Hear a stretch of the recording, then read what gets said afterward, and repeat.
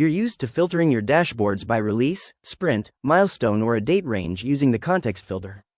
But what if you need to filter by team, program, or a specific issue type across multiple widgets? With the new dynamic filters, you can filter by almost any field.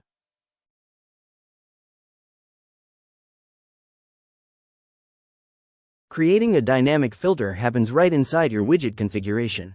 Instead of using a static value, simply select Dynamic Filter. This will connect the widget to the Dynamic Filters side panel.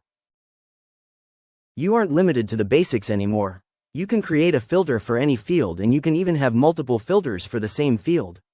For example, let's create a new dynamic filter for Application Modules field.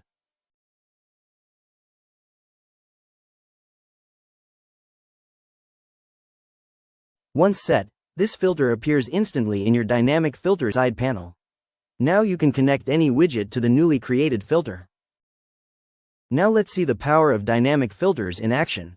Adjust a value in the Dynamic Filters side panel, like changing the Application Modules, and watch how all the connected widgets update simultaneously. No more editing widgets one by one. You can fully customize the panel layout. Simply drag and drop filters to reorder the list, keeping your most critical filters right at the top. Lost track of which widgets are linked to a filter? Just click the blue tag. The application will instantly highlight exactly which widgets are connected to that specific filter, so you always trust your data.